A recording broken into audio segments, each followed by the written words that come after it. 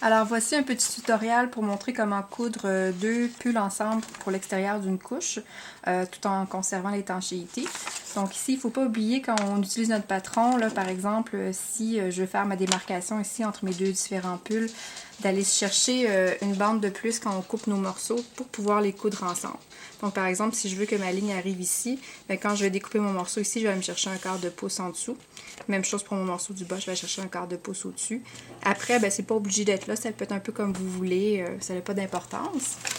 Donc une fois que mes deux pulls sont découpés, la façon de faire, c'est qu'on se découpe une bande d'environ 1 pouce.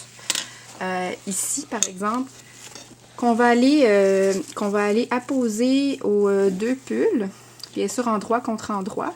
On essaie de garder la partie imperméable du pull vers l'extérieur, comme on voit là. Ici, la partie luisante, la partie imperméable du même côté.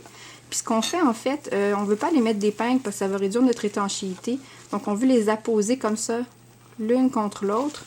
Vous pouvez utiliser de la colle, des trombones, ça n'a pas d'importance. Moi aussi, j'utilise des pinces. Ensuite, on passe à la machine. Ça peut valoir, pour ceux qui se posent la question, ça peut valoir la peine de prendre un pied de téflon. En tout cas, moi, j'aime bien. Là, dans ma machine, ça permet de mieux coudre sur le pull, étant donné que là, c'est la partie à l'envers. Donc, c'est une partie qui est un petit peu délicate. Mais on s'installe comme ça et on se lance. Donc, et hop, on essaie de garder ça assez droit. Je vais juste me réajuster un petit peu. Et voilà, je crois qu'on est OK. Donc, avec une couture droite toute simple.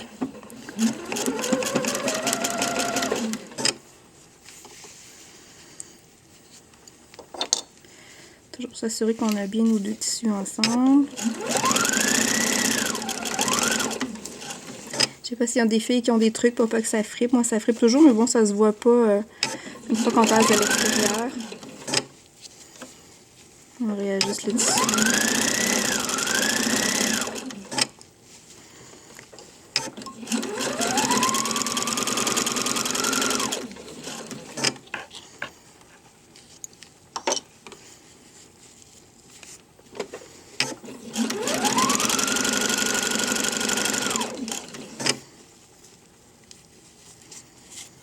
On réajuste encore.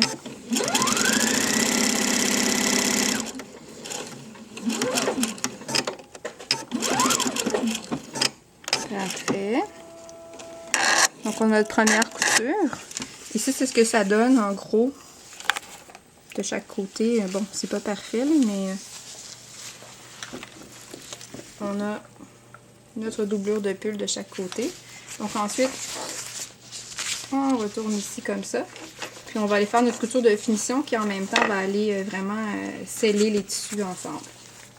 Donc, on ramène à la machine.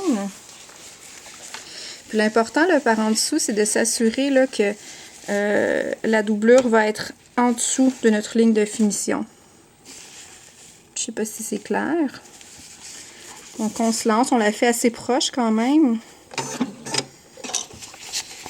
Donc avec nos doigts, on enligne comme il faut notre couture par en dessous.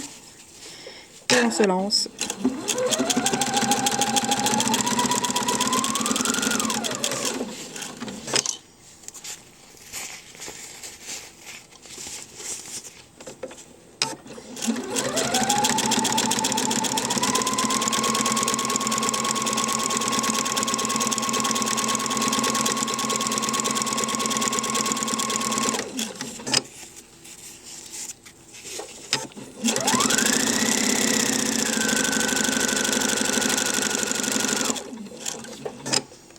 On fixe toujours.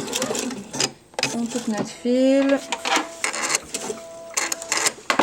Et voilà ce que ça donne. Je vais aller où est-ce qu'il y a un petit peu plus de lumière. Donc ça donne notre ligne de finition. Donc vous voyez, même si ça l'a plissé un petit peu là, quand on le faisait de l'autre côté, une fois que c'est fait, ça n'avait pas d'importance.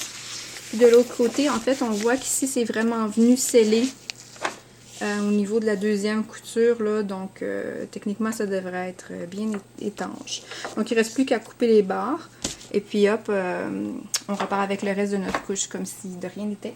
Alors voilà, j'espère que c'était bien clair.